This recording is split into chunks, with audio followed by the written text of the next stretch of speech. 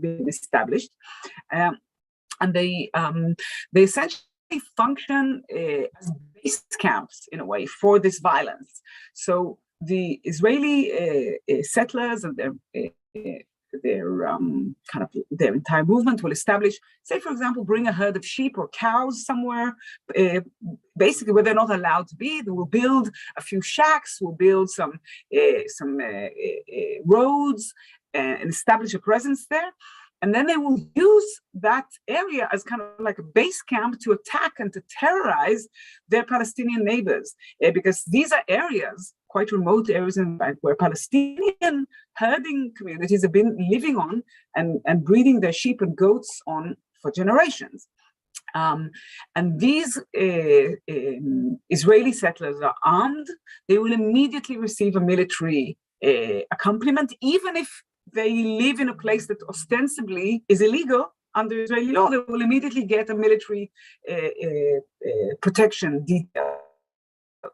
And they will also get a lot of state support in funding this process, because buying a herd of goats or sheep or cows is not that cheap, and building all of these shacks and establishing all of this kind of like agricultural infrastructure costs money. And the money comes very often from Israeli governmental sources, either directly or indirectly. And in fact, when you look at and you analyze the establishment of these agricultural farms by the settler kind of leadership, you see very much of it comes from the state, right? Comes from Israeli taxpayers through a whole range of different mechanisms. And essentially the impact of these agricultural farms on the rural areas of the West Bank has been absolutely devastating. We're talking about areas where sometimes overnight, Palestinians cannot reach certain areas because these settlers will stop them from entering. They'll threaten them with weapons and dogs. They'll fly drones over them. They'll bring the army to remove them. Very often they'll attack them physically. Eventually, they don't even need to be physically attacked because everyone knows they're prohibited from reaching certain areas if they're Palestinians. And all of this will happen with impunity. There will not be any kind of law enforcement on these settlers who attack these Palestinians. The result, for example, for herding communities, and we've recently authored a report on this, and I will link it in the chat feature once I've finished speaking. The result in the herding community means that Palestinian herders cannot take their sheep and their herds to graze in very, very large places that they used to have access to in the past, which means they don't have enough free food and water for these sheep. And essentially, it means they kind of like end up having to buy a lot of food for their sheep, and they get locked into a spiral of debt because every year they have to sell off a few sheep in order to pay for the debt to the food merchants, the fodder merchants. This is just one example. And I'm not even talking about the terrible psychological and social trauma that these communities have to endure because of all of this violence that they're exposed to. And this includes my children as well. And all of this violence happens in a way that where there is no other body to protect these Palestinian communities aside from the Israeli security forces that not only, of course, avoid their duty to protect these communities, but very often the soldiers and the border police officers, who the Israeli security forces will participate, will join in the settler attack, either actively, passively through kind of like firing tear gas canisters at Palestinians who go and try and resist these attacks. And this is something that you see in some cases almost on a weekly basis throughout the West Bank. A lot of it is very, very broadly documented because, as I said, a lot of people have video cameras now and they film these incidents. Very often, these settler attacks will be as a result of as revenge for Palestinian attacks, not Palestinians from these communities, but if a Palestinian attacked Israelis anywhere around our region, then the settlers will go and seek revenge. And in some cases, they're not connected to responses to some Palestinian attack. They're just a very orchestrated and organized way to remove these Palestinians, as I said, from the area. I want to add one more thing, and then I'll finish. And of course, I'll be very, very happy to answer questions. It's essential that we see the picture of settler violence as part of the broad issue of Israeli forcible transfer attempts against Palestinian communities in Area C. And like you mentioned earlier, the issue of demolitions, the issue of the prohibition of planning, of legal planning by the Israeli authorities, the issue of the way the Israeli authorities use firing zones in order to restrict Palestinian rural and herding communities. All of those issues are completely linked. You have to see them as two sides of the same coin in a way, because the Israeli soldiers who come and harass, for example, Basil Adra, our colleague and volunteer in the village of Tuani, are going to be the same Israeli soldiers that then go and safeguard the demolition that happened yesterday. And they're going to also be the same soldiers who protect the settler outposts that have been established on the ground in this area in order to remove Palestinians from their land. So all of these phenomenon, we have to remember they're connected. They're a matter of policy. So none of this is about individual soldiers or settlers making their own decisions. It's all about policy, and it's all about also then the authorities denying that all of this exists and refusing or not taking action in order to stop it. So I think we have to remember all of these are kind of like aspects of the same Israeli policy that B'Tselem, the organization I worked for, has described as Israel's apartheid regime. Because what we're seeing essentially is Israel using its control, its full control over the area in order to promote Israeli interests, the concept, the principle of Jewish supremacy. So this land takeover, right, like removing Palestinians from their land, and in order to allocate it to settlement construction, is one of the clearest examples of this apartheid regime in action. So I finish here, and as I said, I'm very happy to answer any question you may have. Thank you. Thank you, Sari. Thank you very much. I'll just pass the word now to Wessam, so he can talk a little bit from his work at Human Rights Advocate at Al-Haq. Thank you. Thank you very much, everyone. If I can share my screen, I'll jump into a presentation just to give it a little bit more visual appeal, hopefully. Sarit, when you mention the issue of construction as an example of, I think it's a great segue into the issue of settler violence. But how do we see these connections? They're not these linear connections of a corporation acting in a way that is directly facilitating the perpetration of settler violence. It is much more dispersed interconnection in the system of colonialism that we have within the Palestinian context, where these different activities connect. And I hope that through this presentation, I'll be able to shed some light on these connections as the presentation moves forward. So first thing we want to keep in mind is the context we have in Palestine. We have to take it into a broader historical context of imperialism and colonialism and the colonization of Palestine well before the World War I and how it started, but also the context of occupied Palestinian territory and what I call the colonial occupation of Palestine. And also it's important to keep in mind the role of corporations throughout the situation in Palestine, where we've seen things like the Suez Canal Company, Public Debt Administration of the Ottoman Empire, the Turkish Petroleum Company, all playing a role. And when you look at this map of the pipeline as it's been developed over the years, initially from Kirkuk, Haifa, Palestine, and then branching off into other parts of the region, I think it also gives a good connection to the understanding of the conflict in the region as a whole.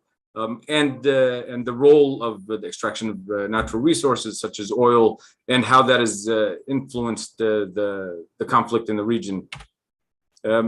The issue of the colonization of Palestine, specifically along business lines, I think is also very important, that I want to just touch on. The issue of taking lessons from the past and applying them to the present. And one of those examples is the British South Africa Company, and how that played a role in the colonization of Southern Africa, and also how the situation in Southern Africa developed to situations of apartheid, and the continued process of decolonization as a whole. And I think seeing this connection within the broader sort of context within Palestine, and appreciating the past and connecting it to the present is very important.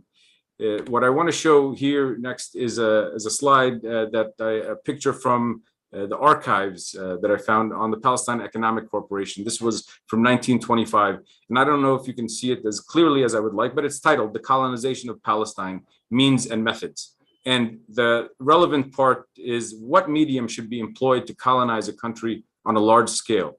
Should it be done by philanthropy or treated as a business proposition along strict business lines?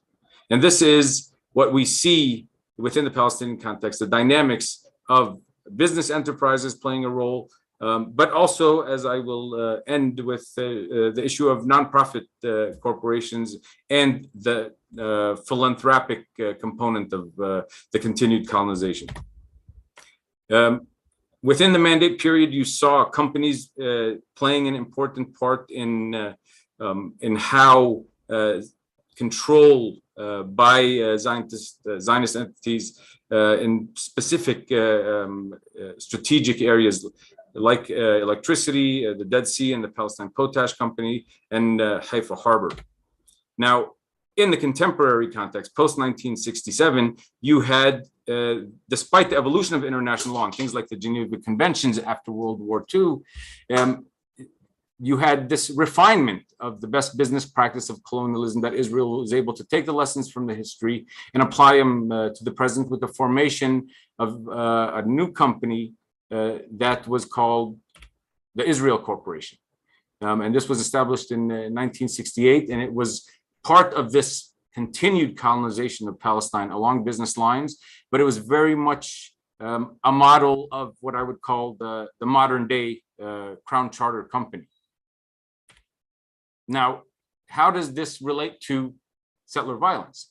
Well, when we see the exploitation of Palestinian natural resources, the denial of Palestinian access to those resources, while at the same time, as settlements expand, the extraction expands, and you see settlements being built using Palestinian resources, while at the same time, Palestinians are denied access to those resources, denied the ability to develop their own land. And this obviously creates these dynamics of inequality within the occupied Palestinian territory.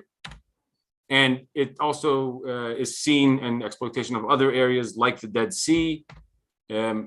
Even the minerals themselves, each one has an economic value, and all of these play a role in the economic incentive structure that perpetuates the colonization of Palestine.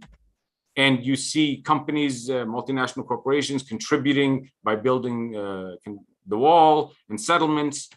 And all of this is part of a broader architecture of exploitation, where you have different sectors, different components, some exploiting the people, some exploiting the resources, and different pillars of support, from trade and finance to ideological and charitable support.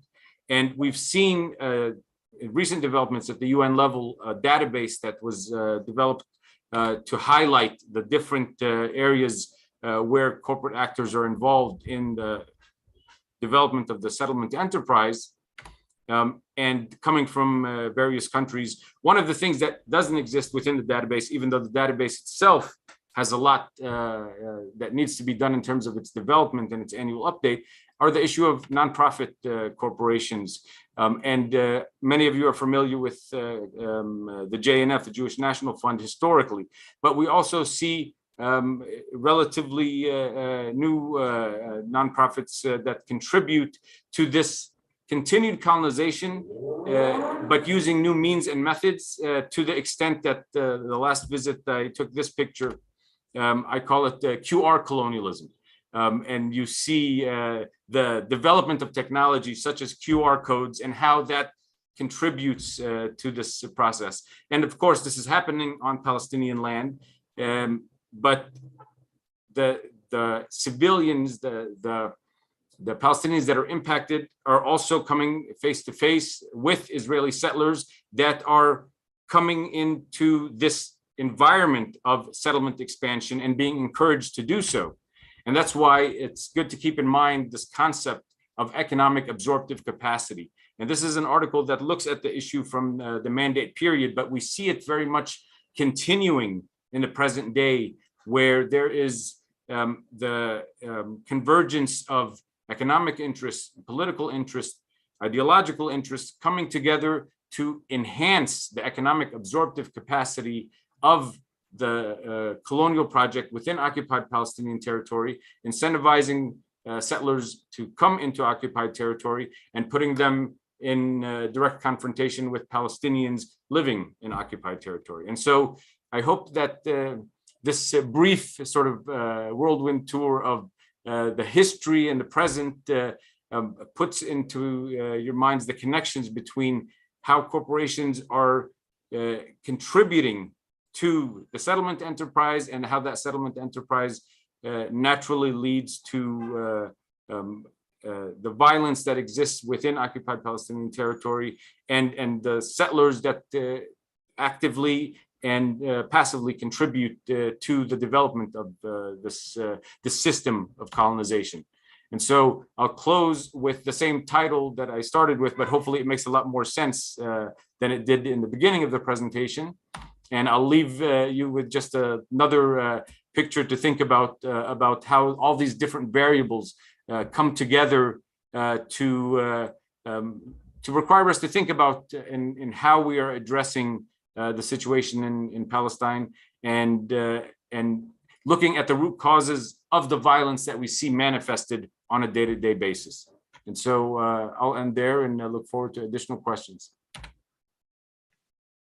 Thank you very much, Wazan. I'll open now for questions.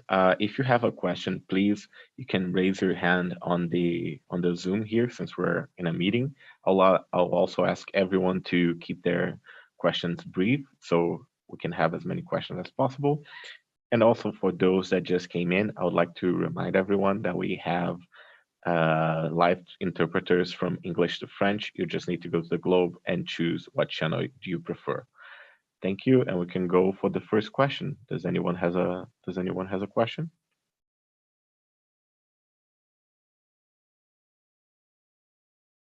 Can everyone actually put choose to raise the hand right now? Otherwise, I see there are a few questions in the chat. Maybe Yes. we could start with those. Sure. I'll start with a question of Marie-Christine. She's asking our speakers how to allow for the international community to wake up and why to condemn Russia for trying to annex Ukraine and not Israel for trying to annex Palestine. Anyone wants to get this one?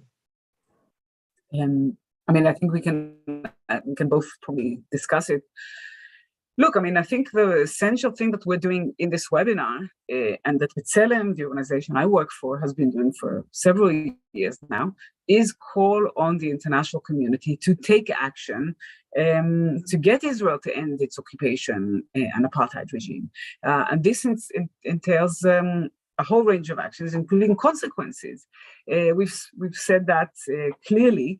I think we all know, we're all, we're living in this world. We understand the political realities that affect our work here. And I think one of the things that people in the European Union, Belgium can do and should do is make it clear to your representatives, people who are elected officials in your country, that this is unacceptable, that this reality in which Israel allows and in fact promotes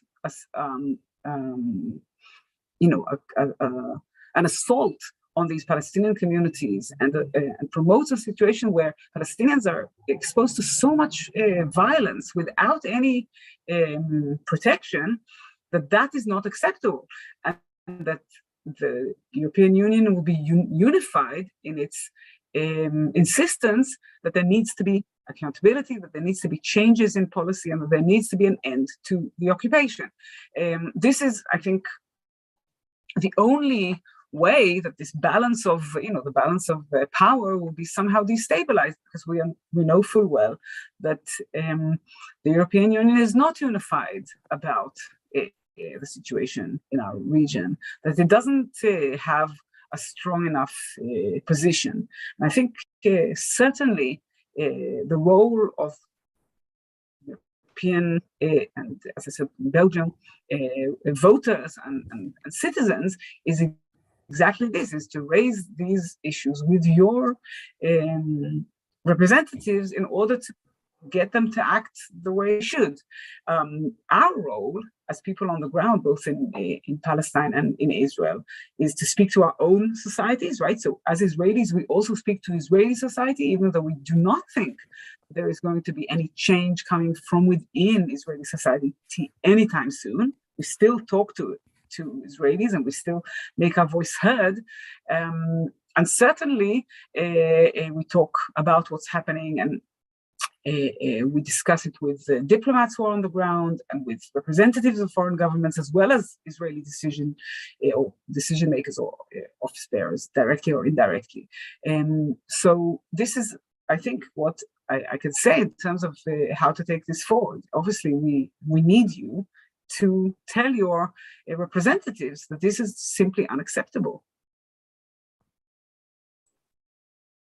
Thank you, Sari. And I'll just follow up on the discourse that needs to take place at the European level, where there's a responsibility as third states looking at this situation, not only from a standpoint of geopolitics, but in terms of obligations as parties to the Geneva Conventions, and the responsibility and obligation to ensure compliance. Looking at the situation in Ukraine right now, obviously Palestinians probably more than a lot of people empathize with the historical plight of the Palestinian people, and seeing people fleeing their homes as refugees with only what they can carry on their backs.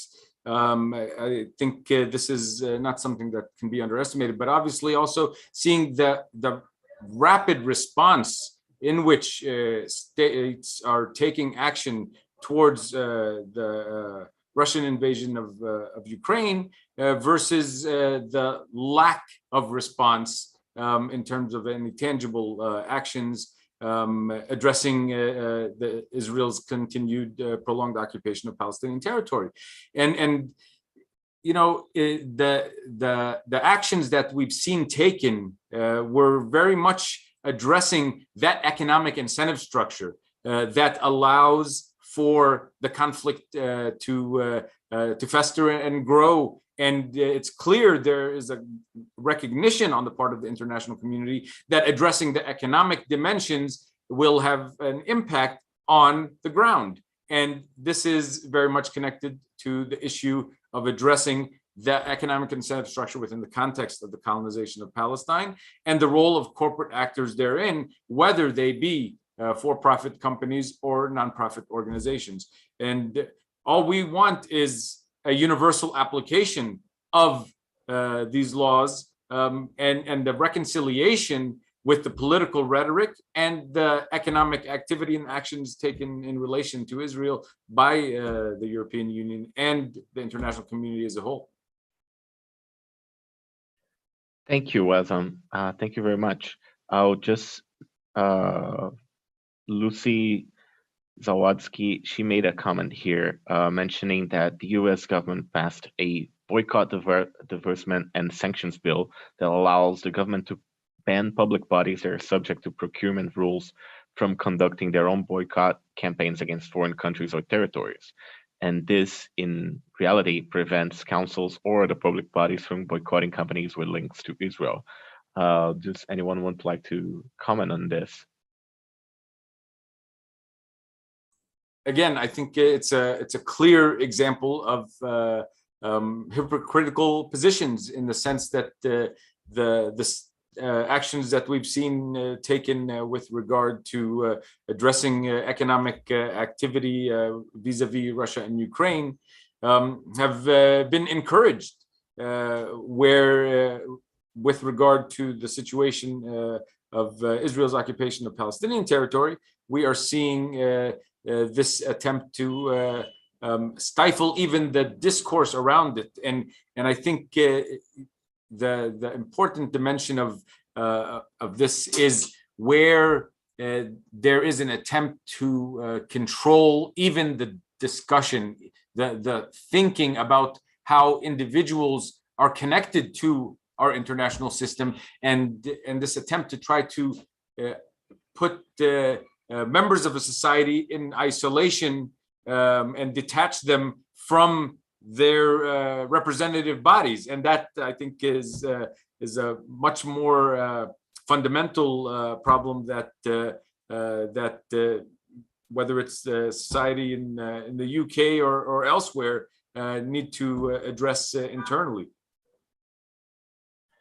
Thank you, Azam. David Marchesi has a question of if there's any significant sign of young Israelis seeing how their kleptocracy works and revolting, or I guess changing the situation on the ground. I'm not a young Israeli, but I'm an Israeli, so I can try and answer. Look, first of all, I'll start with the positive. There are wonderful, really incredible young Israeli activists who are committed to democracy and to human rights and to ending the occupation and to equality and to anti-corruption, which is obviously relevant to this. And they're doing incredible work. I see them next to me very often when I'm visiting or documenting or protesting myself. And they really are amazing. But unfortunately, within our broader society, we are the minority in this, right? Israelis who oppose our government's policies or who care enough about this issue, we're the minority. The majority of Israelis either support the occupation or don't do anything, don't care about it as much, right? Don't think about it. And this, when I say the majority of Israelis, I should say that we have 21% in Israel who are Palestinian citizens, but their voices are not considered relevant and legitimate in the political discourse inside Israel. So the voices that are opposed to this reality of settler takeovers, of land theft, of water theft, and all the rest of it, are minority voices, unfortunately, in our society. Another very unfortunate issue is that young Israelis, as opposed to, I think, trends throughout other parts of the world, actually portray or present or hold more reactionary, more right-wing ideas, actually, less, it's unlike other places, but on the issue of Palestinians and of the conflict or the occupation or whatever you would want to call it, the future of Israeli politics is not a good future in terms of the positions adopted by young Israelis. That's not to say that these things won't be able to change or that there is no hope, but it means that, as I said previously, it's not realistic to expect electoral changes or political changes inside Israel to kind of like shift this debate or change the status quo. I should also say, and again, this is a very kind of like short and a bit shallow statement, but we all Israelis, including I grew up in this country and I'm totally opposed to the occupation and I work every day to try and end it, but I benefit from it, like all of my other citizens, my fellow citizens in Israel, because our economy benefits to a great degree from the occupation. I'm not saying it's all like 100% clear cut. Obviously, some Israelis in some situations lose out, and I think that our future is very much problematic as a result of this. But economically, financially, in terms of many other gains that our economy makes, for as long as we continue to, on the one hand, enjoy all of the benefits that we can exploit through our control over the Palestinian people and their land, and on the other hand, not actually have to pay any price for it because of any kind of international condemnation of our policies, then it's a win-win for us. Just mention one thing. We just signed the Horizon Europe deal, right? It's a funding instrument with the European Union. So, of course, Horizon Europe, as like every other European Union funding instrument, has a territorial clause. So this money cannot be spent in Israeli settlements. And Israelis or institutions that are present in settlements aren't entitled to European funding. But that's not to say that that's a very minimal demand. We would say that real differentiation has to be much broader. But even that, Israel as a broad entity, and our economy is benefiting from all of this control. I'm not even talking about our weapons industry, our high-tech industry, this whole issue of digital surveillance of Palestinians and these apps that we're developing to follow Palestinians and to kind of like control them. And again, this is a very, very quick discussion of this, but I think ultimately the bottom line is that very unfortunately, change isn't going to come from here, from us Israelis. That's not to say that we don't work all the time to try and constantly erode this, but it will have to come from outside. Thank you. There are many comments here in the chat about the role of the church and the role of the Latin Patriarchate and other instruments of the church. And I would like to develop on that and ask for the speakers what they think their role of the church and organized religion in general, organized religion organizations, could be in this issue. The issue of religion obviously is one of those sensitive issues that people have a hard time discussing, but I think we need to keep in mind throughout history, the colonial projects have exploited religion to pursue those colonial endeavors, and Israel's continued colonization of Palestine is not an exception to that. That is to address the issue of how religion plays a role in and also how the attacks of anti-Semitism are put forward when people are addressing Israeli violations. It's important to keep in mind that this is not unique to the Palestinian context, that the religion is being used as a means to exploit and pursue these colonial endeavors. That being said, the issue of organized religions and any society, I mean, a society, I see it composed of three different components that are very much interconnected: the political component, the economic component, and the cultural component. And religion primarily within the cultural dimension, but obviously has an influence on the political level and the economic level, and the policies that are implemented by a state and the role that a religious institution plays within that particular state. And so there is no doubt that the church and any religious institution can play a role in influencing the policies that are made and reflected at the economic and political level, because it is the convergence and interaction of all these dimensions that reflect what we see as the biggest obstacle: the lack of political will of action. And so all actors, whether individuals or institutions, play a role in shaping that political will. The political decisions are not disconnected from the individuals within the society and the institutions that exist therein, including religious institutions. Thank you. From Elise Kervin, what are Israeli thinking of the EU positions toward Israeli policies, for example, with the EU condemnations of evictions, of settlements, and so forth? So I'm not, first I will have to clarify that I don't accept these positions, right? I'm very critical of these positions, but I think it's, generally speaking, it's reasonable to say still to this day that the majority of criticism that we are hearing from the European Union, we reject.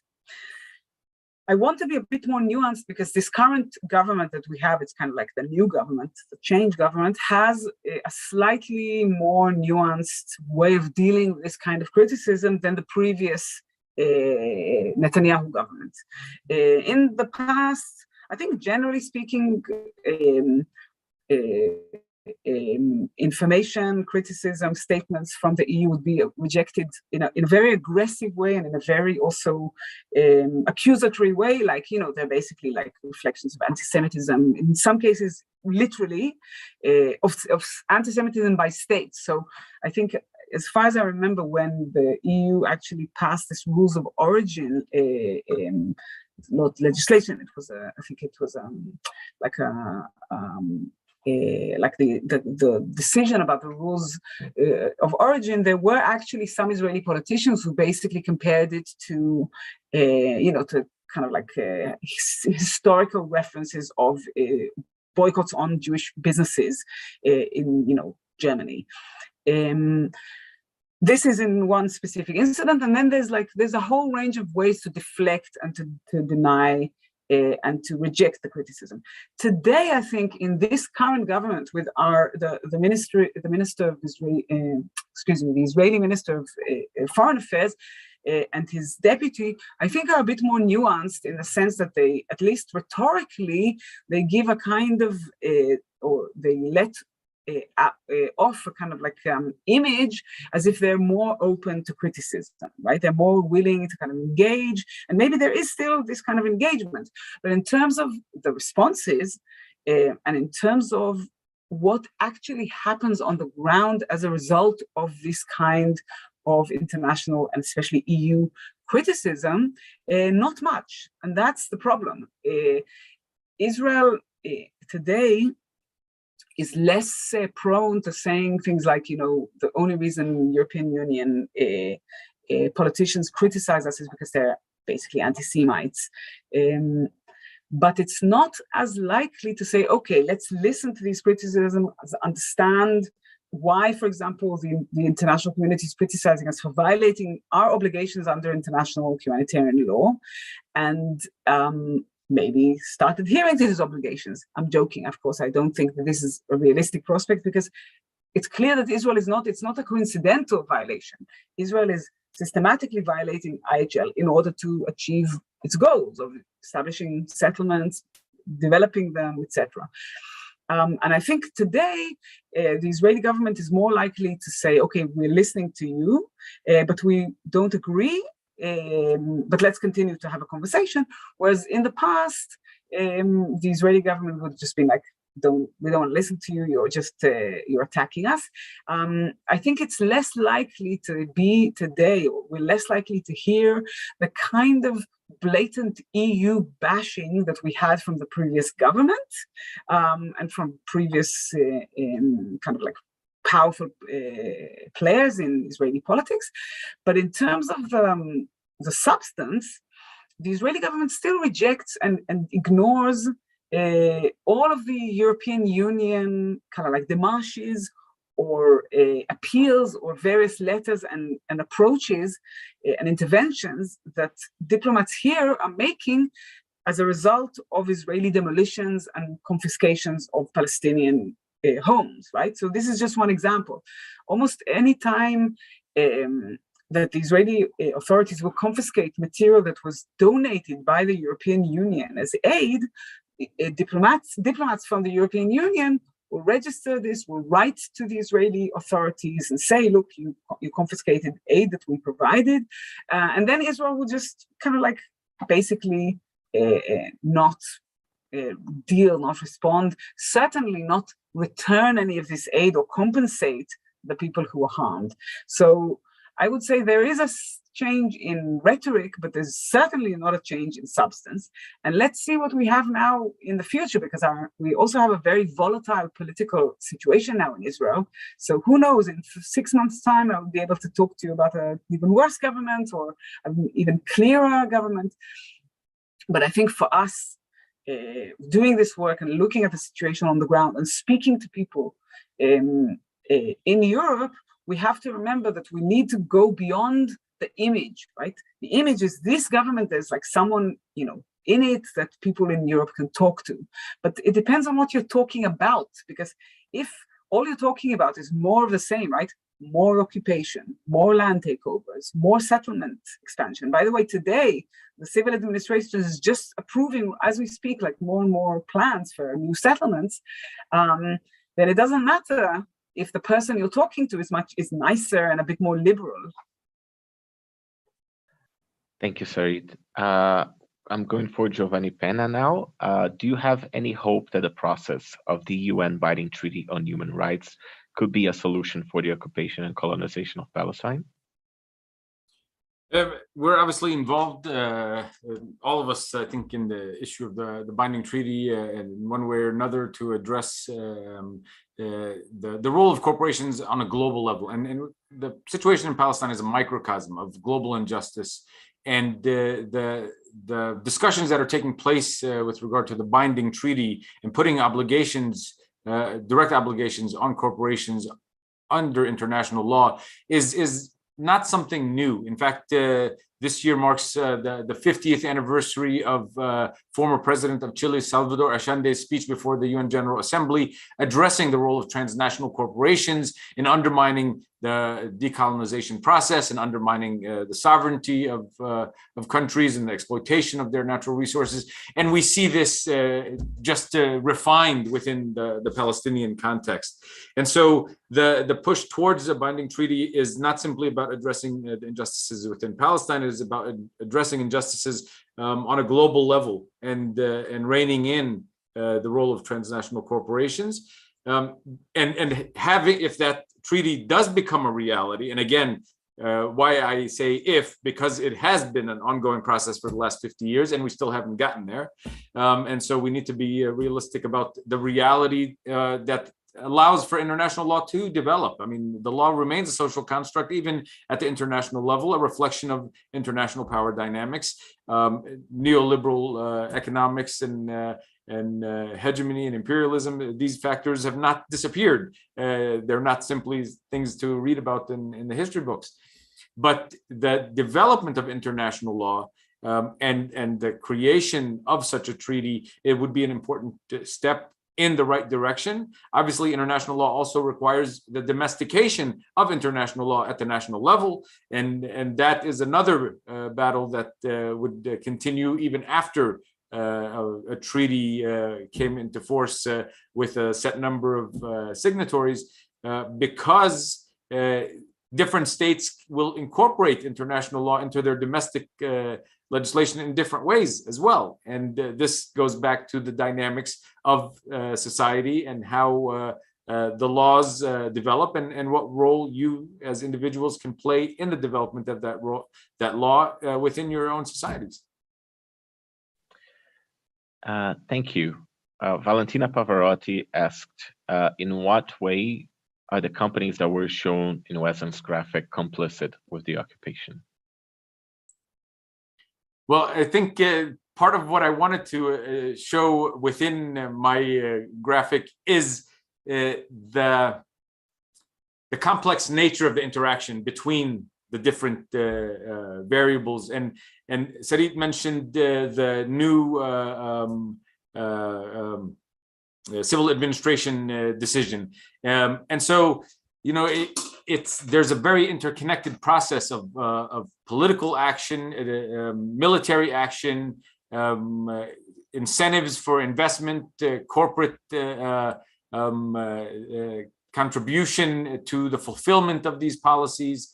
And it is very much an interconnected, complex process. But again, I like to start from more of a historical perspective to give you a better understanding of how things play out. Because when we look back at history, and it's a much more static history that we are looking at, we better understand how it's developing and a very constant process, dynamic process in the present. But for example, one of the things that was done early on in the occupation was the creation of an insurance company to provide political risk insurance for companies that wanted to contribute to the Israeli settlement enterprise, whether construction companies or banks and finance, because international law on paper, and their legal advisors would probably have noted the illegality under international law, but by the government facilitating the creation of an insurance company that provided political risk insurance, it mitigated the risk of those companies being involved. And so that incentivized their contribution.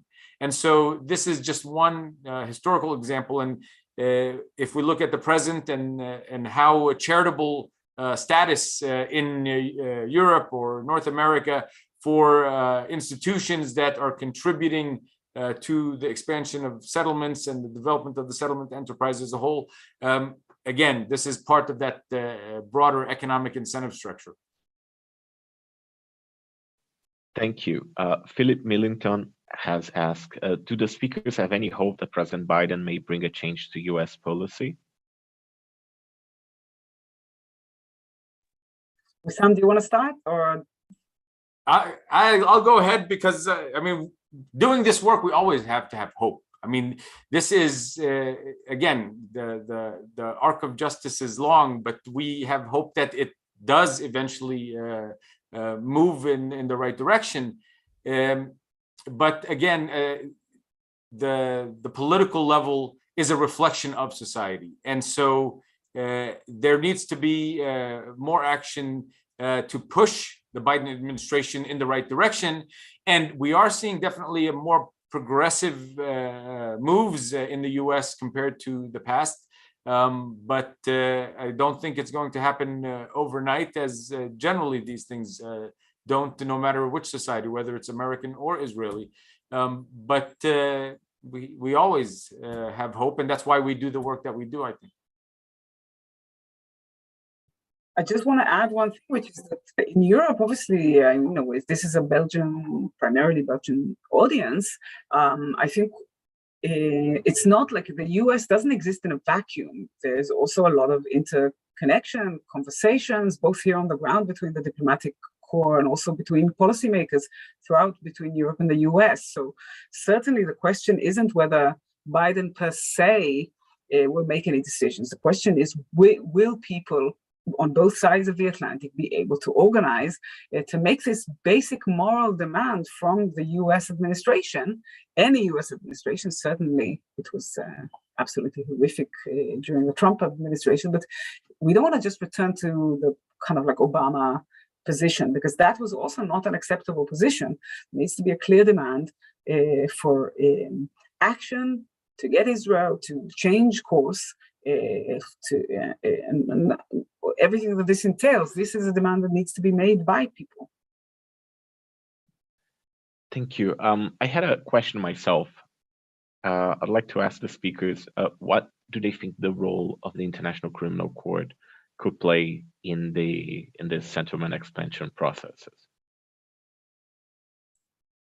Well, I mean, the International Criminal Court is one of the key accountability mechanisms that is a reflection of this evolution of international law and the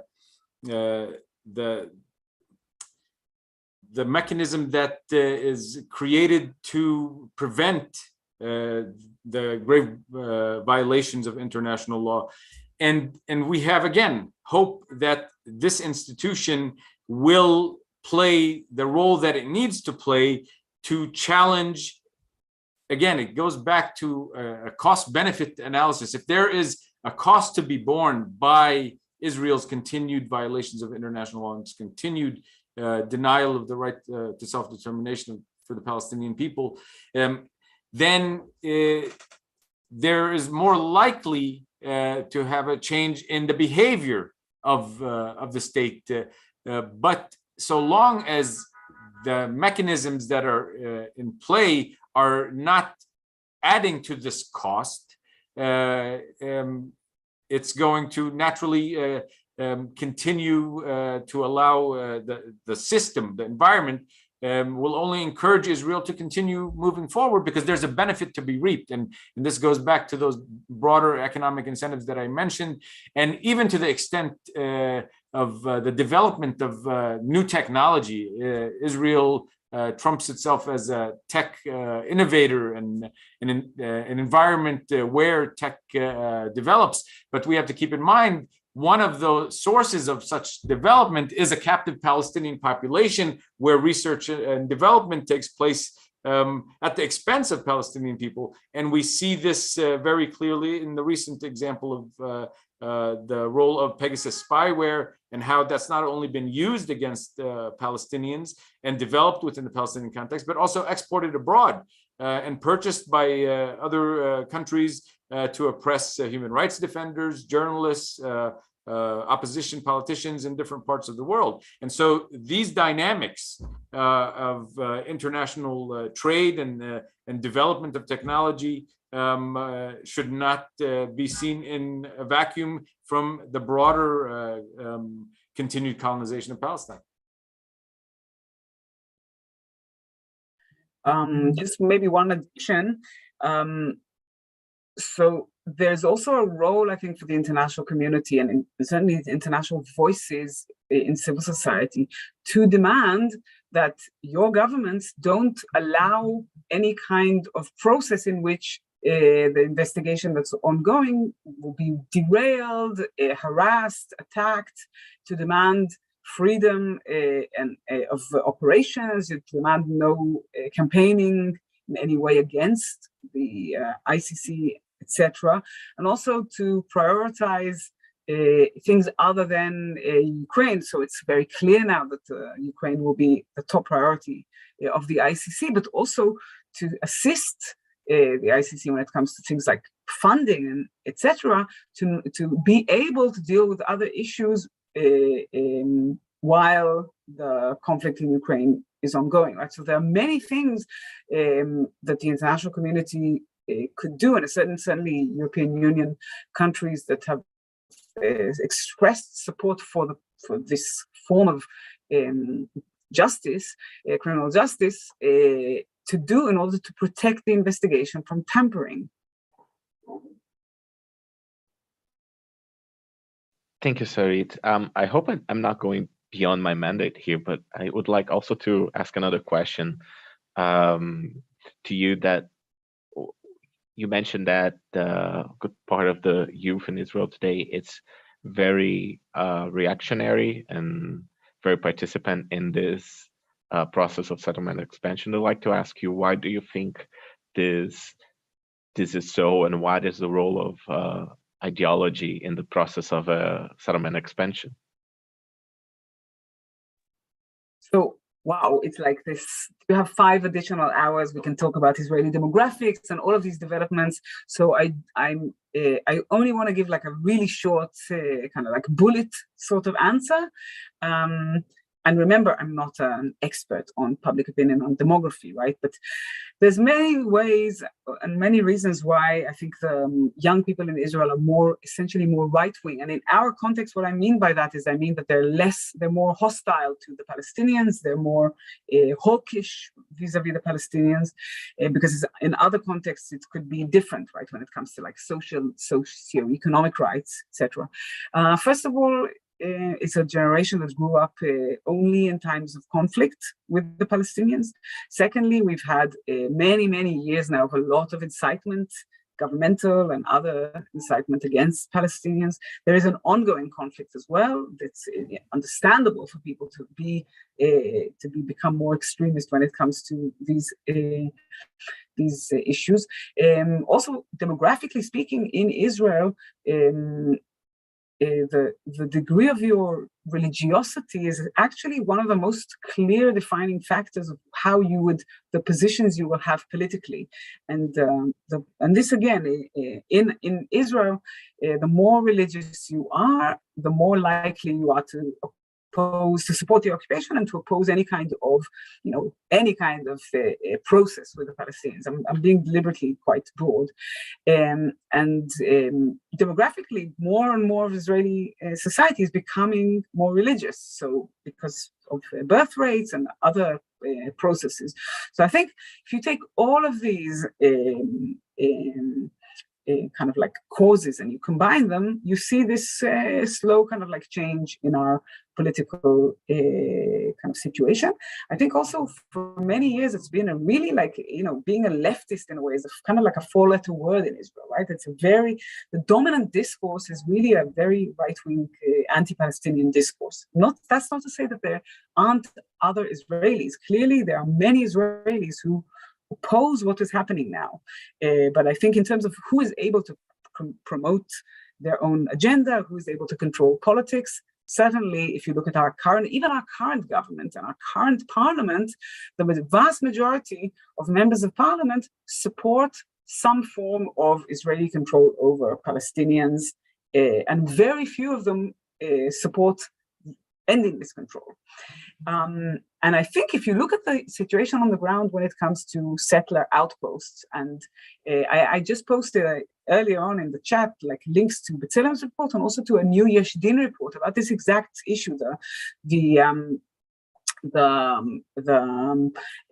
herding outposts in the West Bank. There's many reasons for this, but I think essentially if you think to yourself that there's lots and lots of young settlers these days, right? It's like, because our population, both in Israel and in Palestine, is growing, and there are lots of young people. It's a very young population. So certainly in these communities, like the Israeli, religious Zionist community, where there are many children being born, clearly they're being indoctrinated into these politics. Then some of them will go and take action in these places. Certainly, the authorities encourage the participation of youth in attacks against Palestinians. And I'll give one example. I know it's a pretty strong statement to say, but I'll give you one example.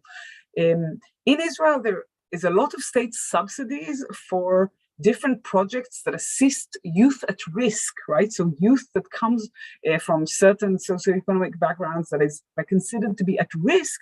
There's a lot of state funding that goes into supporting these kinds of kids living in these places. And a lot of that, it's pretty insane to say, but this is true. A lot of these agricultural outposts that settlers are establishing on stolen land in areas where they're theoretically, even under Israeli law, they're not allowed to be, they're actually getting state benefits to bring over youth from, as I said, these youth at risk youth.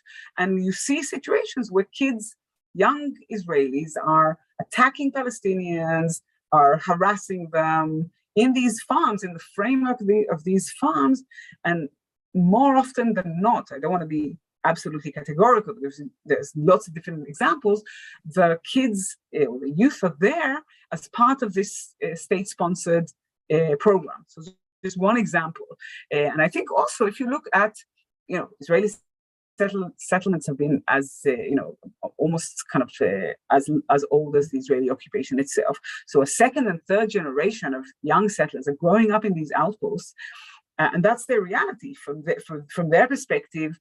This very racist, very kind of like jingoistic Jewish supremacist reality is how they were brought up and educated. And remember that if you have, on the one hand, you have this ideology, and then on the other hand, you have some sort of law enforcement or some sort of control, then there's the possibility of maybe trying to kind of slow down and battle this issue. But what we see on the ground in these extremist settlement outposts is, on the one hand, you see the strong racist Jewish supremacist ideology, and on the other hand, you see a total lack of law enforcement. So it's kind of like you are ideologically driven to perpetrating these offenses, and no one is there to stop you. On the other hand, you get state subsidies and you get public funding very often to do it. So it's kind of like a clear, a clear case that will make you, do this even more. Thank you very much for your answer, Sarit. I'll just open for anyone else that has any question. You can just type it there on the chat or raise the hand. Let's give a little a minute to see if anyone has any other question. And while if anyone's typing, I just want to thank our speakers, and I want to thank everyone that has attended here today for our webinar. Again, I'm sorry that we couldn't do in a webinar format by itself, but I think the chat has also worked very well. Sarit and Wesam have put down their emails there if anyone wants to ask a question, or if anyone wants to ask for the PowerPoint presentation that Wesam has shown during his speech. And well, since anyone doesn't have any other questions, I would like add, Sarit, Wesam, would you like to say a few last words, or? Just to say thank you, and that I'm available if you want to reach out to me and email me. And yeah, take care, everyone. Thank you. Likewise, thanks for the opportunity. And remember, every one of us has a role to play no matter where we are. Thank you. Thank you, everyone, again, for attending, and thank you for our speakers to spending a bit of their time today. And have a great day. Bye-bye.